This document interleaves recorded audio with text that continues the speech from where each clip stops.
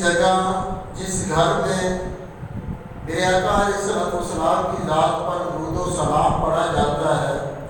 جس محلے میں جس علاقے میں درود و سلام کی کثرت ہوتی ہے، حضور کا ذکر خیر درود و سلام کی صورت میں ہوتا ہے، اس جگہ پر رب کی رحمتوں برکتوں کا دن رات نزول ہوتا ہے، رب کی رحمتیں برکتیں برستی رہتی ہیں، اور وہ جگہ اس جگہ میں رب کائنات ایسی تاثیر پیدا کر دیتا ہے، ایسی برکتیں ہوتی ہیں اس چار دیواری کے اندر، اس جگہ میں کہ اگر کوئی پریشان حال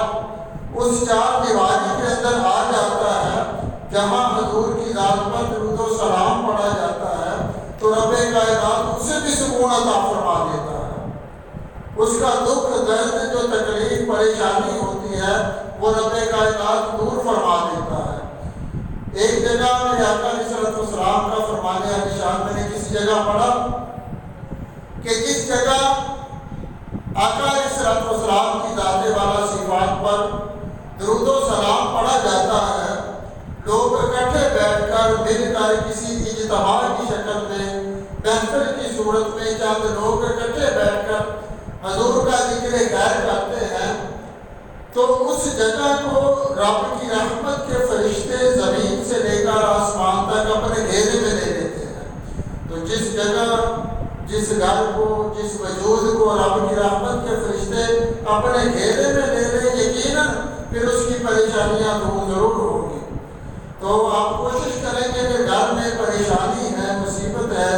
کوئی ایسا معاملہ ہے جو سمجھ نہیں آ رہا، جو سمجھ نہیں رہا، تو کوشش کریں چند لوگ گھر میں اکٹھے بیٹھ کر 1,25,000 مرتبہ کم از کم 1.25 مرتبہ چند لوگ مل کر حضور کی ذات پر درود و سلام پڑھنا شروع کر دیں۔ یقین کریں جتنا اگر یقین کامل ہوگا، حضور سے سچی محبت ہوئی، لگن ہوئی، عقیدت ہوئی، شوق ہوا،